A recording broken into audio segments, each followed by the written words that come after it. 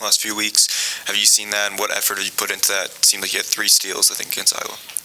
Yeah, I think I really just started to buy in more. I think that's the big thing. The coach has been on me a lot about defense, and I think a lot of basketball players in general. That's a great way to get on the floor, great way to make an impact if you're not scoring the ball, things like that. So I think just getting stops and just helping the guys out there just defensively is huge. So I think at the end of the day, that's one of the areas we've needed to work on is the defensive end, just getting stops.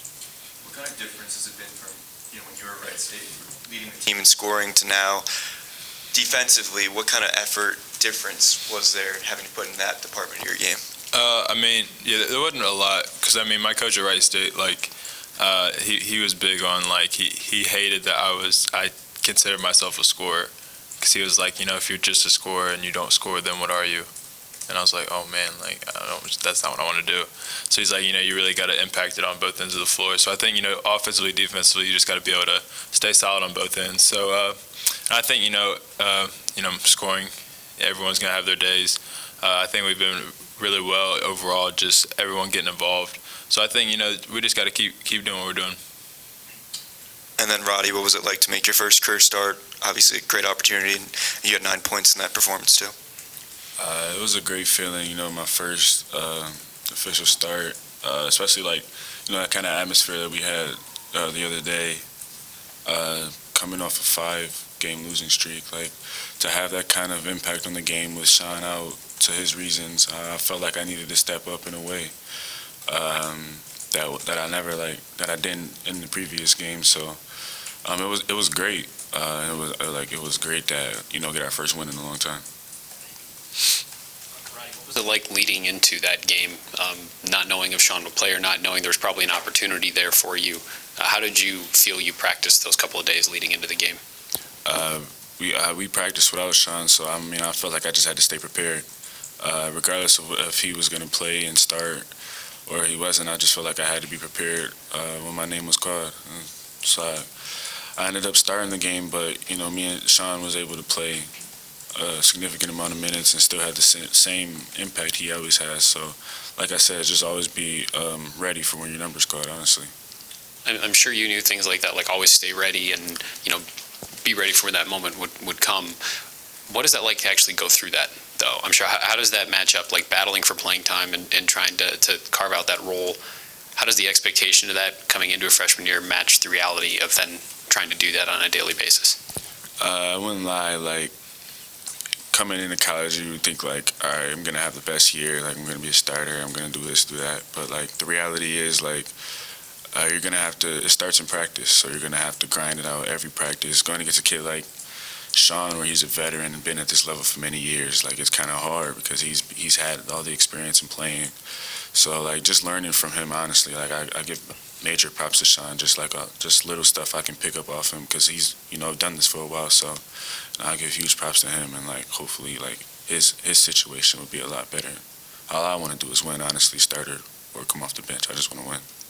Who wins those battles between the two of you in practice? Sean, every time. Every time. You guys made it through the 5-game losing streak. You got to win to see that out. What do you have to do now to not go back into a slump, to kind of carry the momentum from Saturday into the 2 games this week? We just can't get complacent. I think after the win against Iowa, it's kind of it feels good to finally get back in the win column. But I don't think we can be satisfied with just one win. I think we got to keep building. In the 5-game losing streak, we're losing by single digits, and really those numbers just come down to single possessions. So I think just finding those details out in film and practice, and really ironing those things out as a group. And I think just little things just add up, and I think that'll be the biggest thing for us, just to keep grinding these things out. Coach Holden made it clear after Saturday that, look, each game's different, and there were different reasons for the losses and whatnot, but with that in mind, each game being different, can you then take what worked against Iowa that maybe didn't against some of the other teams, apply it for Illinois, apply it for Indiana? Yeah, for sure. I think we could take a lot of things from Iowa. I thought, collectively, everyone played well. Roddy stepped up to start in need of Sean. Ice had a great game, offensively, defensively, rebounding the ball up, kind of facilitating. So I think we had a lot of guys just step up overall, and I think that really helped us. We shared the ball, and we stayed connected. I think that was the biggest thing. We stayed together through the highs and lows of that. Losing 5 games in a row, that's really, really hard. And I think, not making it 6 is even harder because of, you kind of get those same feelings in those last games, like you still have it under control, but you never know how it's going to break out. So I think, just keep pushing. And I think that was the biggest thing. When did you have those conversation with your Wright State coach about you can't just be a scorer? When was that? It was last year. We had went on our own. I think we had won our opening game and then went a month or so without a win. So we lost pretty much the same thing, 5-6 games straight. And I think, that was just a big turning point for me in my career, just to be able to handle things like this. And I think, you never want to have experience losing games over and over and over again. But I think, just having the maturity to kind of accept reality and just being able to keep fighting to get that win, I think that was huge. When you hear something from a coach like that about, you need to not change the way you played, but if you did consider yourself a scorer and you have that realization, how do you attack that differently to then be able to contribute in all facets of the game? Yeah, I think you really just have to be outside yourself, because I think that's a big thing. Everyone who ever plays any sport wants to get the glory of being the scorer, being the guy who scores the touchdowns. And I think, just being the person that, for me, right now, if Roddy needs something from me, I want to be that guy he can look to. I want to be the person that, people can count on. So I think that's definitely a huge thing. And in basketball, defense isn't always that's not the fun part to do. No one wants to play defense the whole time. But I think, just being able to sacrifice for the greater good of the team just to win, like Roddy said, we want to do anything we can just to win. And I think that's definitely a role that we've all taken. And I think that's the stance that we all have. We just want to win. For both of you guys, how hard is it to stay present, though? You talked about the pressures of that, and like Tanner, you said pressure of 5, you don't want it to be 6. Obviously, it gets more, the noise picks up, and Coach Holden has talked about it, but just trying to keep focused on being close and trying to find ways to win as opposed to getting overwhelmed by maybe the growing pressure. What does it take to stay grounded in those moments? I would think our togetherness definitely plays a part, how close we are as a team. There's no outliers where anybody goes and hangs their head on their own. Even if we see somebody, down and out because of a loss, I feel like everybody does their job collectively with bringing each other up, and after the game we trying to just win the next one and win the next one. So just being present, I think, definitely plays a huge part, because not trying to think too far ahead, if we lose this game, but just worried about the next opponent we have, in front of us.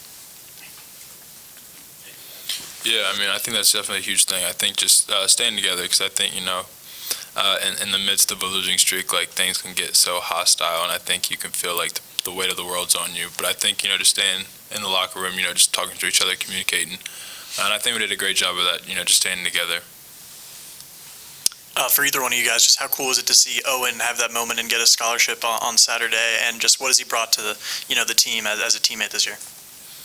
Owen's probably one of the funniest guys you ever meet, but you wouldn't know it because he's kind of quiet, but just his kind of character really sets a huge goal for our team and stuff. So during practices, I think he gives us a great look when it comes to scout team and stuff like that. So he works hard in the weight room and in practice every day. So just seeing him get that major accomplishment, it meant the world to him. It meant the world to all of us as well. When talking with Chris Holden, he just mentioned how Illinois is one of the most athletic teams in the Big Ten, and notably pointed out Terrence Shannon, Coleman Hawkins, whatnot. What have you guys seen maybe defensively? What's it like going up against guys like that who are so dynamic and play from the perimeter and then be a presence inside as well? Yeah, we haven't. I think we're gonna, look into them today. So I think, we haven't really looked too far ahead. Last week we were so focused on Iowa. So we're gonna look into them. I think it'll be a fun game. Should be a packed house. I know it's always an intense matchup, Ohio State, Illinois. So, I think we're ready for it. We're excited, to get on the road, get another road win. So we're super excited. One dunk that you had where you kind of came in from the right wing, and it looked like you were maybe going to lay it up, and then you got around the guy. What does that say about where your game is? What do you see on a play like that? Can you take us through someone who was never able to dunk a ball? What is it like to have a moment like that? I definitely give huge props to like Coach Diebler and stuff. He always tells me if I want to make money at playing this sport, then I'm gonna have to use my athleticism and be able to dunk the basketball. So like initially, my goal was to dunk, but I didn't think like he was gonna swipe across like over my head. So then, it's kind of hard to explain. Like I just did it, but it was an amazing experience. Like, looking over at the bench, seeing all my teammates jump and stuff, seeing all around the arena, everybody going wild. So just them type of energy plays that I think, that our team can use once in a while. Like I'd be more than happy to do so. Tanner, I meant to ask you this the other day too, but going to Rutgers, what was that experience like for you? How much did you hear it from those fans? I know they had some signs, and I'm sure they were chanting some things at you. What was that experience like? Yeah, it's always fun. I think that's always fun, going to a hostile environment and hearing the crowd, first check in, haven't done anything yet, and I'm getting booed. But, it was funny, I think. It was sports, so I think it was fun. It was a good environment. Kind of sticking with that road theme, Tanner, just as a guy that's been around college basketball, may seem kind of weird, but is it more valuable to a team to pick up a road win in conference play than it is maybe pick up a home conference win? I think any win's valuable, honestly. Wherever you play at, home, away, neutral site, I think any win's valuable. But I think, for chemistry-wise, I think road wins are very, very important because it's just you. It's just the team out there. And, we always talk about being together.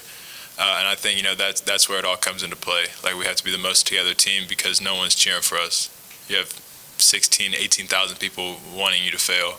And I think that really is where, like, our ties come in. We have to be together. We have to communicate to each other on the court, on the bench, and just stick to our principles. So I think that's definitely a huge thing. Roddy, you said Owen's one of the funniest guys you'll ever meet. What's your best Owen Spencer story that you have? I don't think I can say that on air. But it's just like small things he say, like in practice. Sometimes he'd get an and one, and like he wouldn't say it loudly, but like he'd turn around and flex every time, and it's just like, you just laugh at it a little bit because you don't really like look at him, bro. like he's just funny in my opinion. So I just feel great, honestly.